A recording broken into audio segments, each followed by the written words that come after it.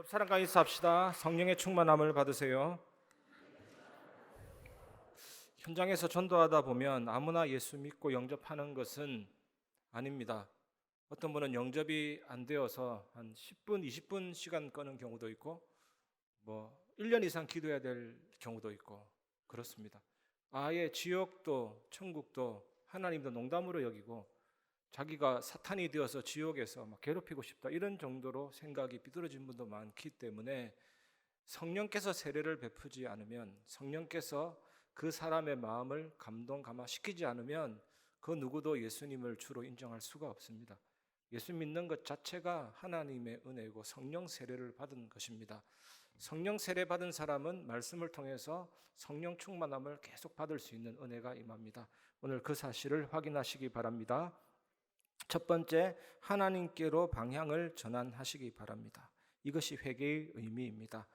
오늘 본문에는 세례 요한이 등장합니다. 세례 요한은 예수님과 이종 사촌 지간입니다. 예수님보다 6개월 먼저 태어났고 요단강에서 회개의 세례를 베풀어서 메시아의 길을 준비했습니다. 마태복음 3장 1절에서 2절 보면 그때의 세례 요한이 이르러 유대 광야에서 전파하여 말하되 회개하라 천국이 가까이 왔느니라 하였으니 이랬습니다. 죄는 헬라어로 하말티아라는 단어입니다. 관역에서 빗나가다. 화살을 쏘았는데 관역에서 빗나간 겁니다. 회개는 슈브라는 히브리어인데 방향을 돌이키는 겁니다.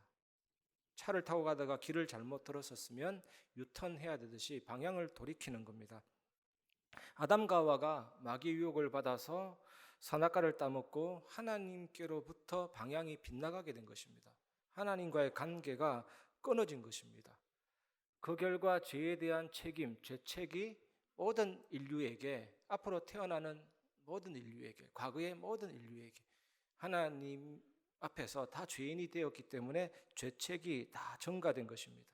정령 죽으리라는 말씀대로 전적으로 타락하고 전적으로 부패하고 전적으로 무능력해졌습니다. 부분적이면 노력해 볼 필요가 있는데 전적으로 무능력해지고 타락해진 것입니다. 영이 죽어버려서 하나님을 찾을 수가 없습니다. 지식도 지혜도 어두워져서 하나님에 대한 감각이 생길 수가 없습니다. 하나님의 은혜가 아니면.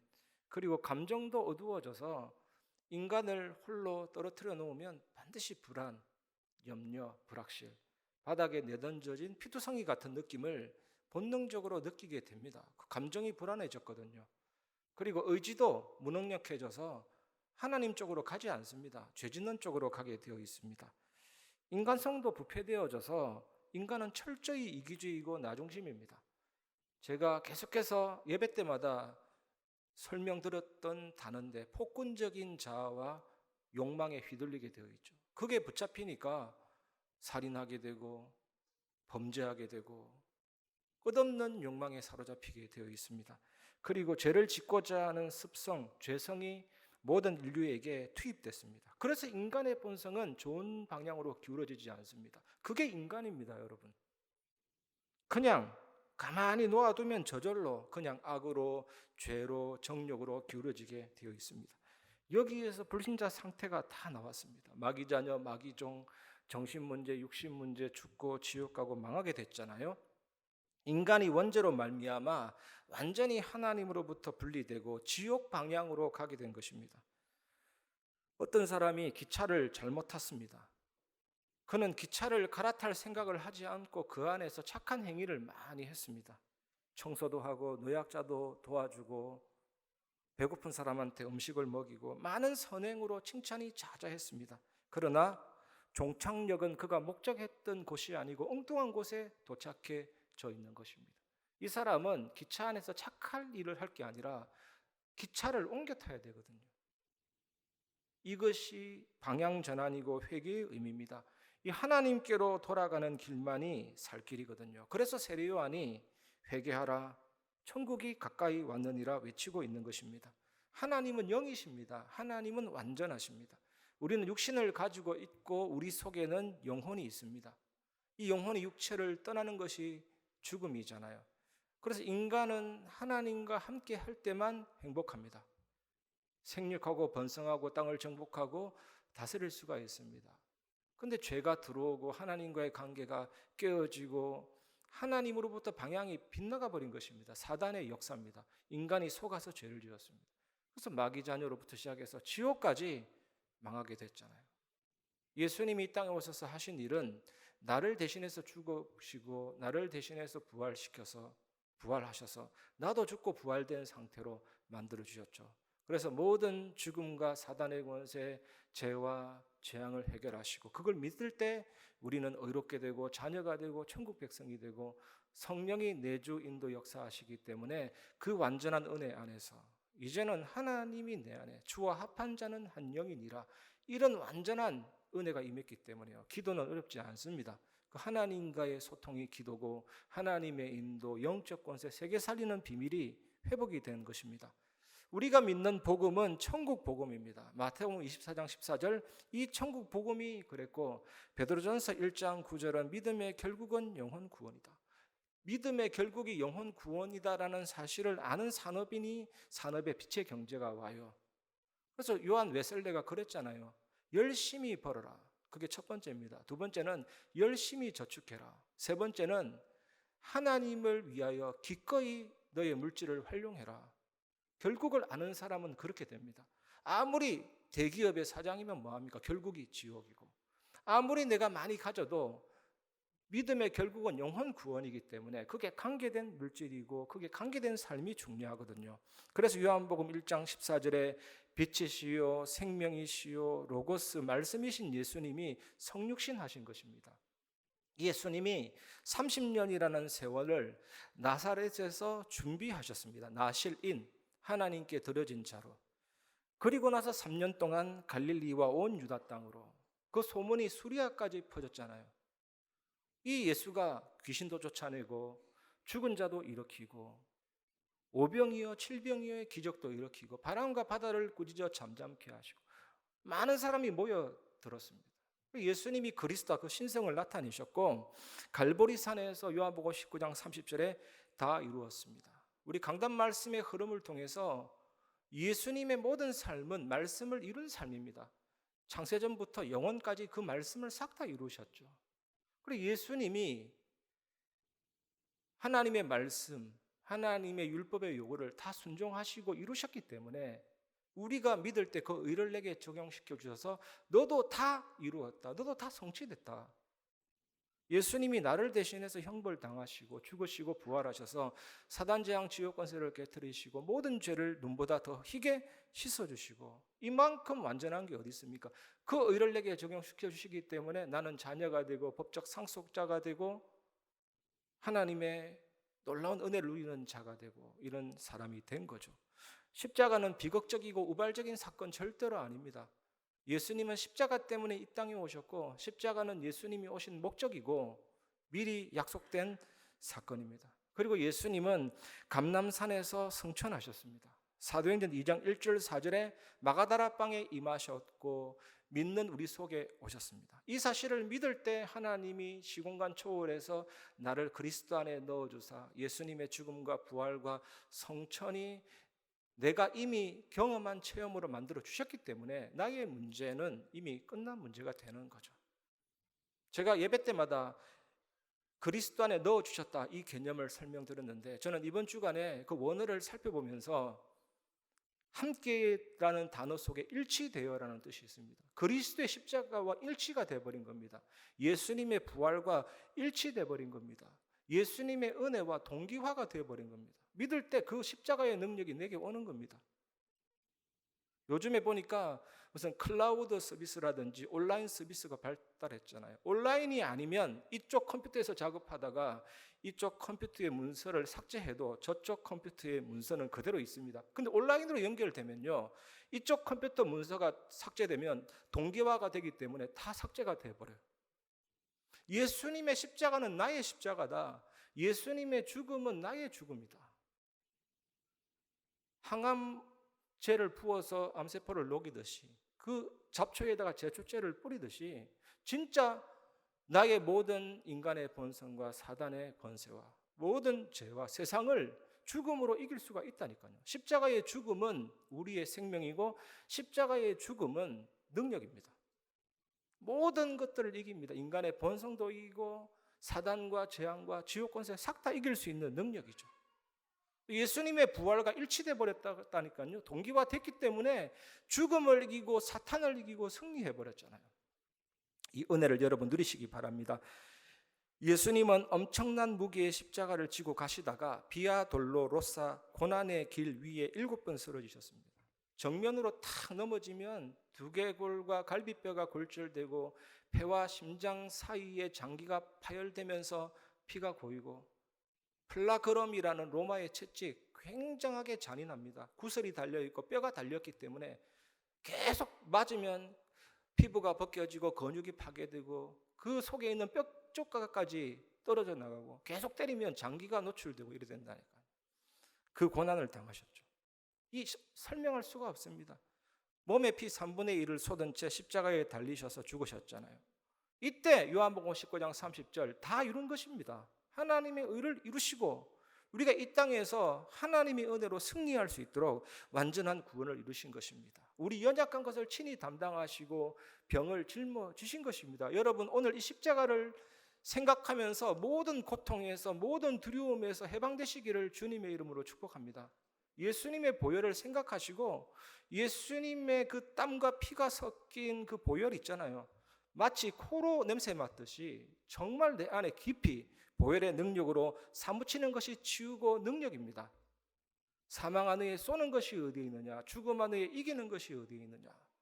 저는 죽음을 맞이하는 임종전 환자들을 자주 만나는데 항상 귀에다 대고 소곤소곤 속삭이는 게 있습니다. 사망아 너의 쏘는 것이 어디느냐, 죽음아 너의 이기는 것이 어디느냐. 예수님의 죽음은 당신의 죽음이니까 죽음 별거 아니다, 승리한다, 이미 끝났다. 영원한 천국이잖아요. 사단과 죽음도 조롱할 수 있는 게 복음의 능력이라니까. 그 어떤 것도 두렵지 않습니다. 이 언약을 붙잡기를 주님의 이름으로 축복합니다. 마태복음 3장 3절 그는 선지자 이사야를 통하여 말씀하신 자라. 일러스되 광야에 외치는 자의 소리가 있어 이르되 너희는 주의 길을 준비하라. 그가 오실 길을 곧게 하라 하였느니라. 누가복음 5장 32절에 예수님은 나는 죄인을 불러 회개시키러 왔노라 말씀하셨습니다. 이것이 주의 길입니다. 이것이 메시아의 오실 길입니다. 가장 치명적인 병이 뭔지 압니까? 내가 죄인인 줄 모르는 병이 가장 치명적인 병입니다. 암보다 더 무섭습니다.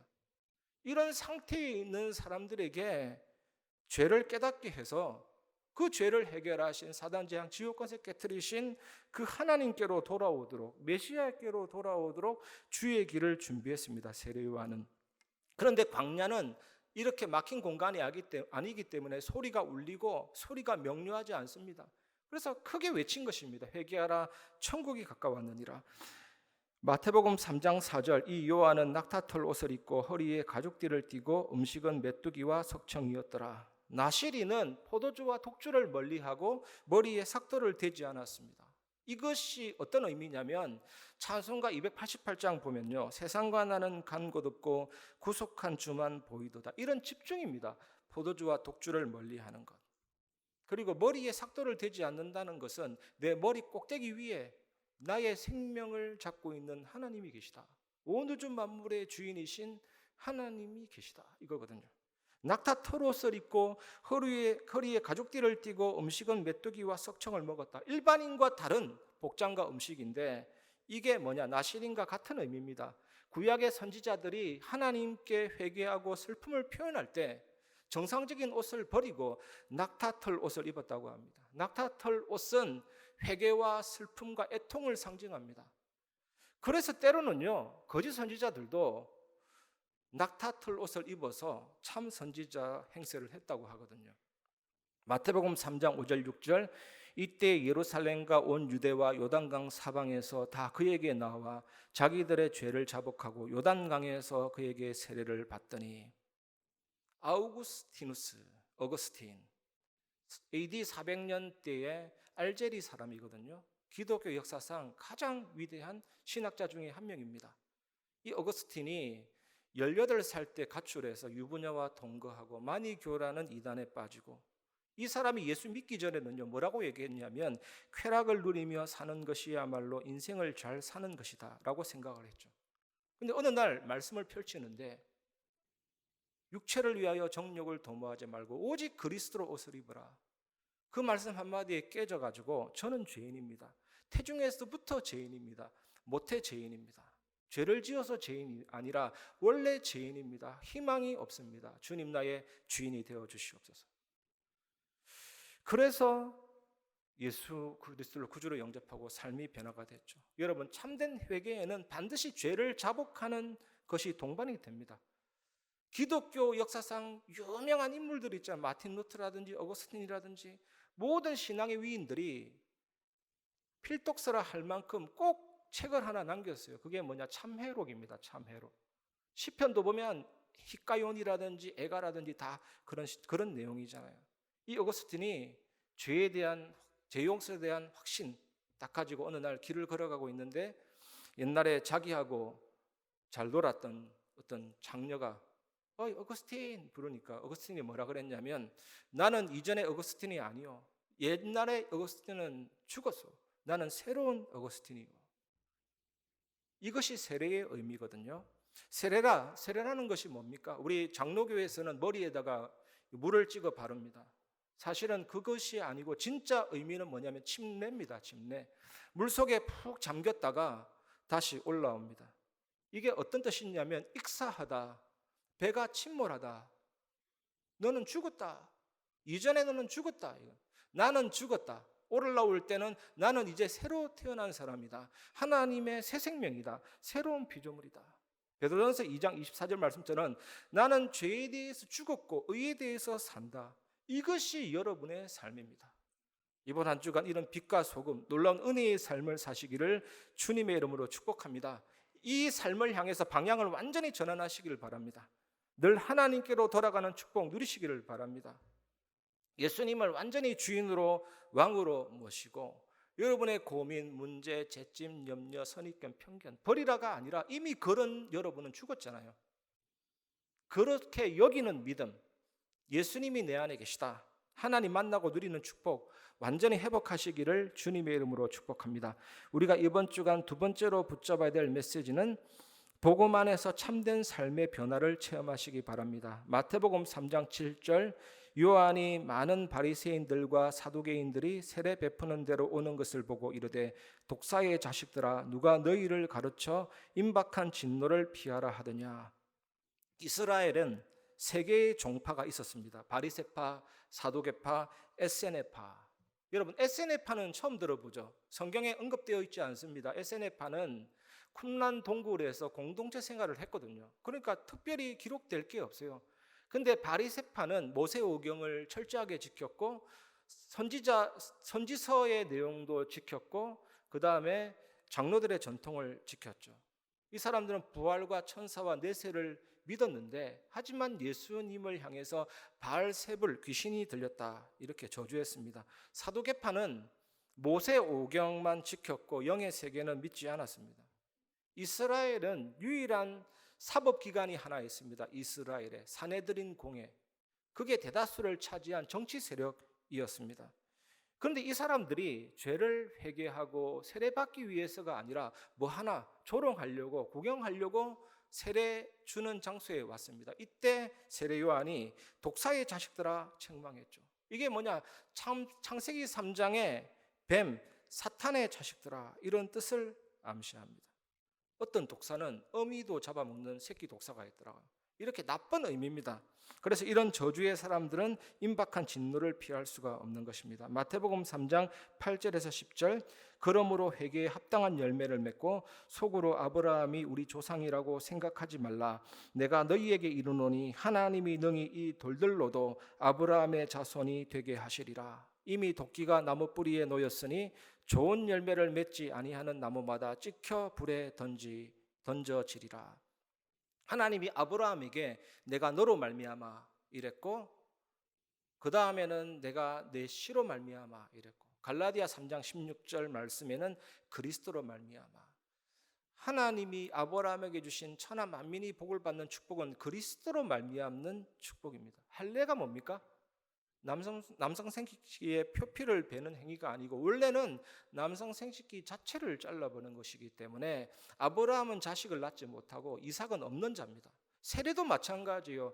육신대로 사는 게 아니라 너는 죽었다, 익사했다, 배가 침몰하듯이 다시 일어날 때는 그게 아니다. 이제는 새 생명으로 하나님의 은혜로 오직 그리스도로 산다.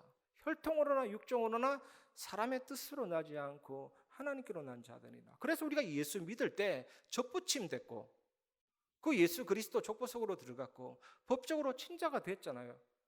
이면적인 유대인이 됐고 법적인 유대인이 됐고 영적인 아브라함의 자손이 됐잖아요.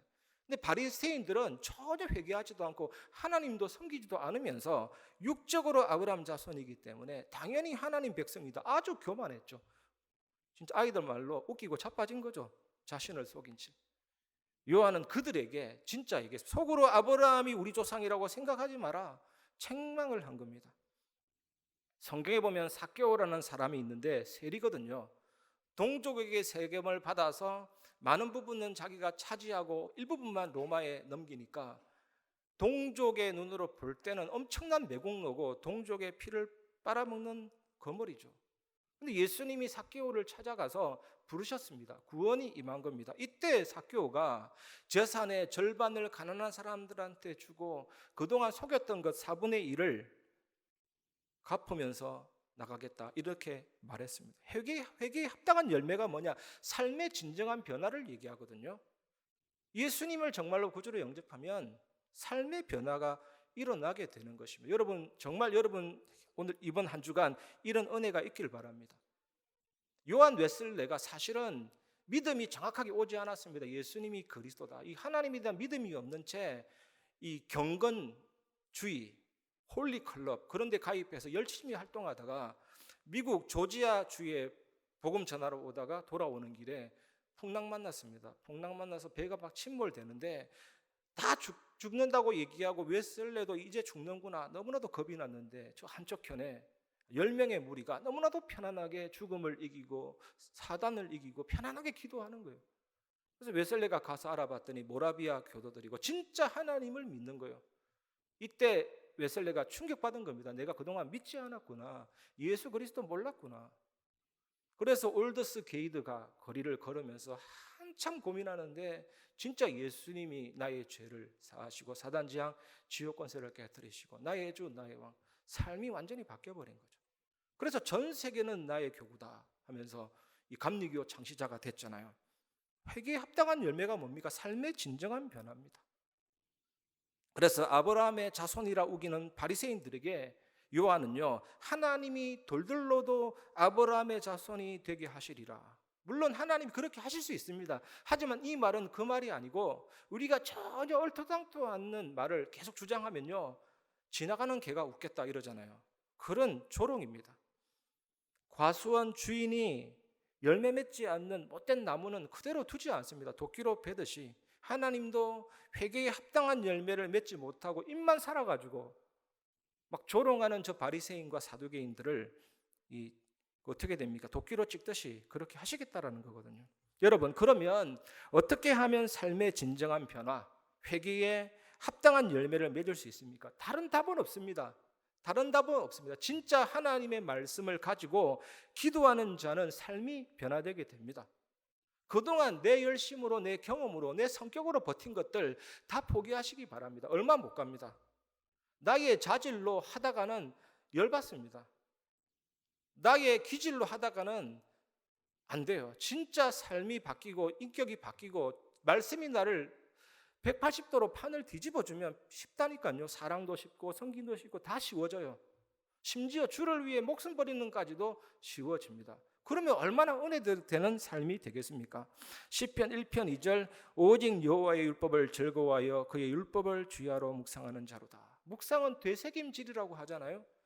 우리가 요한복음 1장 12절이라든지 요한복음 3장 16절 이런 것들은 하도 많이 들어서 기억나지만 우리가 말씀을 듣다가 어떨 때는 두 개 구절, 세 개 구절 이래 있을 때 뭔가 좀 묵상하고 싶은데 잘 안 다가올 때 계속 보고 또 묵상을 계속 하다 보면 이게 어느 날 나의 오래된 기억으로 남게 되고 그러면 우리의 뇌는요 밤에도 그 말씀을 묵상하고 학습하고 이런다니까요. 그 말씀이 나를 지배하기 시작합니다.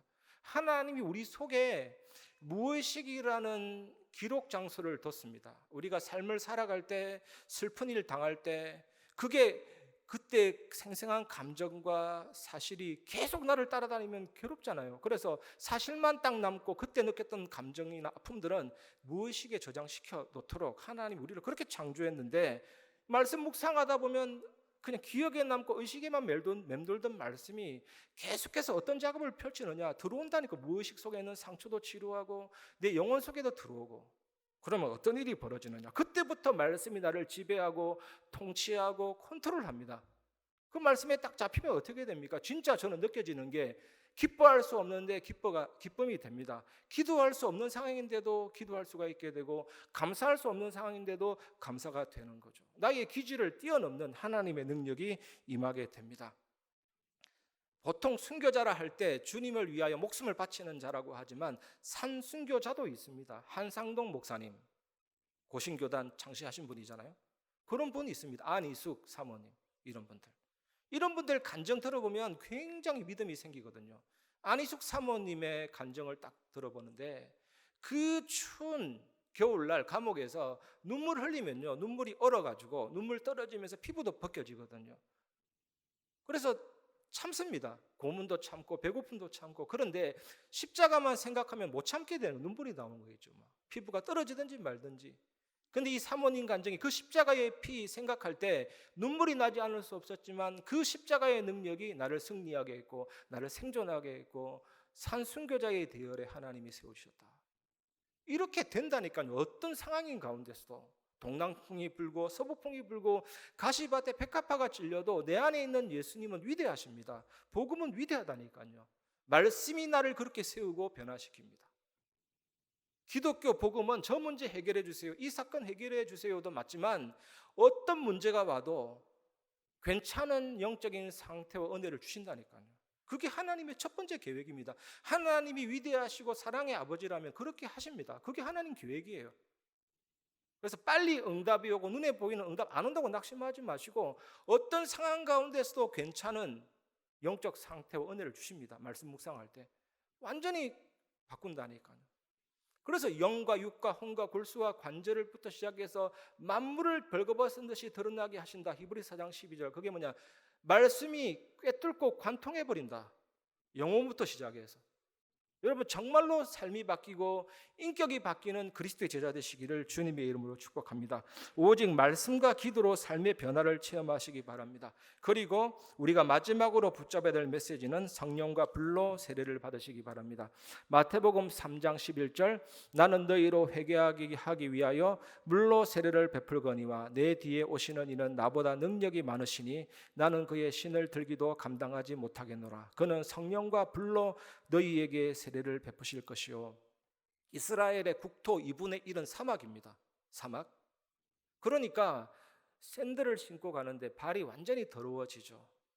그래서 샌들의 신발끈을 묶고 풀고 신발을 옮기는 그 종이 가장 천한 종인데, 세례 요한은 자신을 그 종보다 더 못하다 완전히 낮추면서 고백하고 있습니다. 그리고 내가 주는 세례는 사람들이 죄를 자복하게 하고 하나님께로 돌아오게 하는 외적 상징에 불과하지만, 예수님은 성령과 불로 세례를 주신다고 외쳤습니다. 여러분, 예수 그리스도로 말미암아 구원받은 사람들은 이미 성령으로 세례받은 사람들입니다.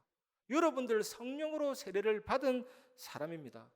이것을 믿음으로 확신해야 합니다. 여러분, 예수를 내가 정말로 믿는다고 할 때 성령으로 역사하셔서 성령 세례를 베풀어서 예수님을 주라고 고백할 수 있는 거거든요.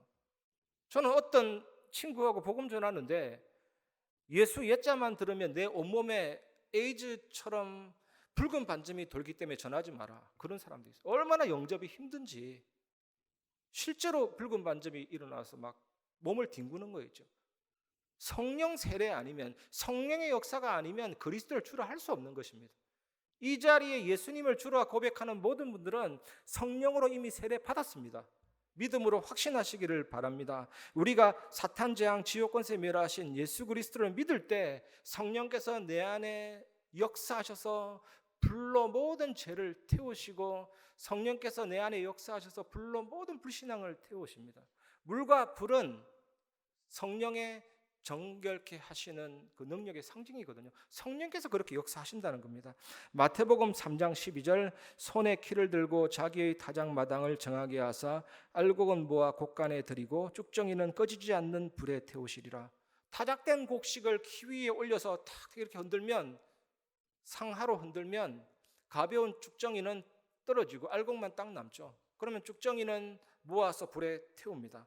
여기에서 버림받은 자들을 쭉정이라 그러고 신자를 알곡에 비유하고 있습니다. 그런데 우리가 명심해야 될 것은 신자든 불신자든 사람에게서는 쭉정이 외에는 아무것도 발견할 수가 없어요. 여러분도 쭉정이가 있습니다.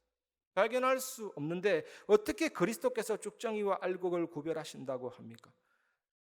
대답은 쉽습니다, 여러분. 우리가 믿었기 때문에, 회개했기 때문에 구원받은 것이 아닙니다, 여러분. 창세전에, 영세전에 그리스도 안에서 하나님이 나를 택정하셨기 때문에, 손바닥에 내 이름을 새기셨기 때문에, 태속에서부터 형질이 이루어지기 전에 하나님 이미 다 아셨기 때문에, 예정하셨기 때문에, 불러주셨기 때문에 우리가 회개에 이르고 믿음에 이르고 구원받게 된 겁니다. 회개와 믿음과 구원보다 훨씬 앞서 있는 게 예정과 부르심이잖아요. 이처럼 부르심을 받은, 택하심을 받은 하나님의 자녀들은요, 알곡이 된 다음, 구원받은 다음 쭉정이에서 분리됩니다. 성화. 그리고 곡식 창고로 모입니다. 영화, 천국. 하나님이 이 작업을 하신다니까요, 여러분. 성령이 하는 일이에요, 여러분. 꼭 이 믿음을 가지시기 바랍니다. 어떤 믿음이냐? 예수 그리스도의 죽음과 연합된 믿음. 모든 인간의 본성도 이기고 죄도 이깁니다. 삶이 쉬워집니다. 의견 대립될 때 내 것을 포기하는 것이 너무 쉬워집니다. 저 사람이 아무리 나를 건드려도 평화로움을 유지할 수 있는 힘이 생깁니다. 인간의 본성을 이깁니다. 이거 얼마나 큰 능력이에요. 이 본성 이기려고 얼마나 철학이 많이 나옵니까? 십자가의 죽음이 나의 죽음이다. 그 피가 나의 피다. 그 죽음은 나의 승리다. 암세포를 항암제로 죽이듯이 그 피가 나의 본성을 죽인다. 모든 죄를 죽인다. 사단의 권세를 죽인다. 그게 능력이에요. 예수 그리스도의 죽음과 연합된 믿음은 인간의 본성과 죄와 세상을 이깁니다. 그 믿음을 가지시기 바랍니다. 두 번째, 예수 그리스도의 부활과 연합된 믿음. 예수님의 부활과 내가 일치돼 버리고 예수님의 부활과 내가 동기화돼 버리는 거예요. 그러면 죽음도 이기고 사단도 이기는 거죠. 하나님의 아들을 믿는 믿음, 이것은 세상을 살립니다, 여러분. 이것이 성령 충만함이에요. 말씀 충만할 때 성령 충만해지죠. 여러분, 현재 가장 필요한 게 말씀 충만함이고, 지속적으로 계속 받아야 되는 것이 말씀 충만함이고, 안 받으면 안 되는 게 말씀 충만함이고 성령 충만함이에요. 그래서 구원은요, 하나님의 은혜요 선물임을 믿으시기 바랍니다. 구원에 있어서 우리가 할 것 아무것도 없습니다. 구원의 주체는 하나님이십니다. 이 하나님이 우리를 성화시키고 영화롭게 하실 분이잖아요. 쭉정이와 알곡을 분리시킵니다. 1차적으로는 불신자를 지옥에, 신자는 천국에 하지만 알곡된 우리도 쭉정이에서 분리시키는 성화, 곡식 창고에 모이는 천국 가는 영화, 하나님이 다 하십니다. 그 성령의 세례, 성령의 충만함을 말씀과 예배를 통해 받으시기를 주님의 이름으로 축복합니다.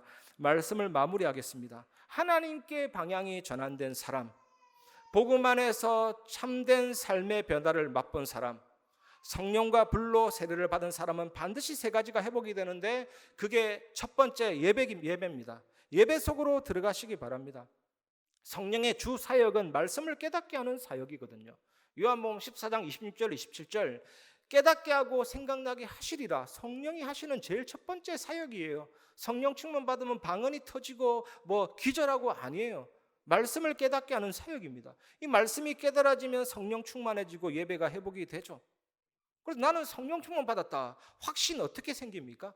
오늘 말씀 받을 때 뜨거움이 임하고 확신이 임하면 성령 충만함이 임한 거예요. 너무나도 구체적으로 확실하게 알 수 있는 것이 성령 충만함입니다. 그리고 기도 속으로 들어가시기 바랍니다. 하나님이 창조하시고 통치하시고 보존하시고 유지하시고 다스리시고 이 세상에 우연히 한 일과 뜻밖의 일이 없습니다. 모든 것을 다 결정해 놓으시고 하나님이 온 우주 만물의 책임자로 주인으로서 다스리시고 그 뜻과 경륜을 이루시고 참새 2마리가 한 아사리온에 팔리는 것도 섭리고 그 앞에 우리가 할 말이 없습니다. 하나님이 완전하시고 하나님이 하시죠. 그래서 그 안에서 우리는 하나님의 기쁘신 뜻과 정확한 언약을 붙잡으면 됩니다. 그러면 하나님의 시간표, 하나님의 것, 무한세계의 힘을 누리게 되는데, 왜냐하면 기도는 성삼위 하나님의 비밀과 보좌의 축복 누리는 거거든요. 그래서 우리 교회 모든 성도님들은 진심으로 고백되어지기를 바라는 부분이 있습니다. 하나님은 완전하시다. 하나님의 일하심도 완전하시다. 하나님의 말씀 성취도 완전하다. 구원도 완전하고 성령의 내주인도 역사도 완전하다. 그 하나님 주시는 오력도, 영력, 지력, 체력, 경제력, 인력도 완전하다. 하나님이 내 안에 계시기 때문에 이 보좌가 내 안에 있다. 구만리 장천 여행을 떠나서 우주 끝에 있는 알파와 오메가 되는 그 보좌에 이르는 것이 아니라 하나님의 보좌가 이미 내게 임했다. 그 하나님은 시공간 초월의 주역이시니까 나도 시공간 초월의 응답을 누린다. 세상 살리는 빛을 누린다. 이거 계속 묵상하다 보면 무한한 생명력이 내 안에서 펌퍼질이 되면서요, 형상과 영혼과 삶이 살아나고 과거 현재 미래가 전부 무한 축복으로 바뀌고 목회자 중직자 렘넌트 살리죠. 그러면 되어지는 예배 전도 속으로 들어가게 됩니다. 보좌에서 흘러나온 생명수, 에스겔서 47장에 성전 문지방에서 흘러나오는 그 말씀의 물, 사도행전 2장 42절에는 사도의 가르침을 받아 떡을 떼며 이 복음과 말씀이 계속해서 먹어지고 누려지고 체험되어지면서 기도가 되는데 하나님이 구원받은 사람을 날마다 더하게 하시니라. 우리 교회 하나님이 더하실 줄 믿습니다. 저는 확실하게 봅니다, 여러분. 이 비밀을 누리면 여러분 개인이요, 흐름이 모이는 처소가 되잖아요. 이 플랫폼이 되는 거고, 당연하게 현장을 지키고 살리는 파수망대가 되는 거고, 복음을 증거하는 안테나가 되어집니다. 여러분 있는 모든 현장에 성벽을 세운다고 할 때 그 성벽 위에는 반드시 망대를 세워야 됩니다. 이 망대는 뭐냐? 적이 침범하는 것을 파악하고 또 지키기도 하고 공격하기도 하고 그 속에서 예배 드리기도 하고. 그래서 여러분, 이 예배와 기도 속으로 들어가면 우리 모든 성도들이 있는 곳에 이 망대가 세워지기 시작합니다. 1천 망대뿐만 아니라 수천만 망대도 되는 거예요. 이 축복을 한 주간 누리시기 바랍니다. 예배 전도 누리시기 바랍니다. 그러면 반드시 우리 교회는 세 가지 뜰이 회복이 될 줄 믿습니다. 세 가지 뜰이 언제 실현되느냐? 우리 모든 성도님들 가슴에 다민족, 기도, 치유, 렘넌트 완전히 내 안에 탁 들어와 버리면 그때부터 하나님은 일을 시작하십니다. 여러분 자신이 이 응답 누리는 그릇이 되시길 바라고 24 기도 속으로 들어가시기를 주님의 이름으로 축원합니다. 이 시간 부르신 곳에서 우리 찬양 부르고 말씀을 마무리하겠습니다.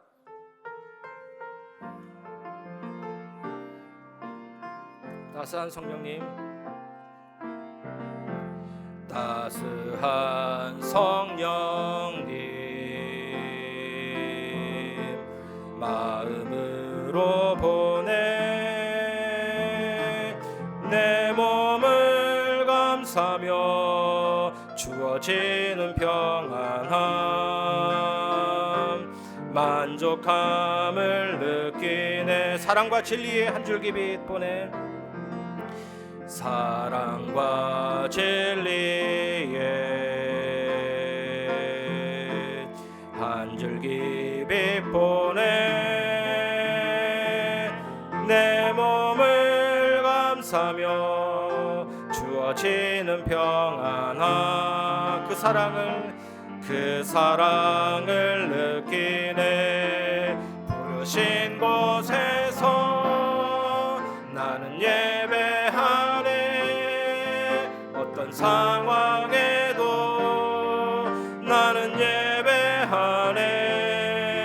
부르신 곳에서 나는 예배하네. 어떤 상황에도 나는 예배하네. 내가 걸어갈 때 길이 되고, 내가 걸어갈 때 길이 되고 살아갈 때 삶이 되는 그곳에서 예배하네. 내가 걸어갈 때 길이 되고 살아갈 때 삶이 되는 그곳에서 예배하네. 부르신 곳에서 나는 예배하네. 어떤 상황에도 나는 예배하네. 부르신 곳에서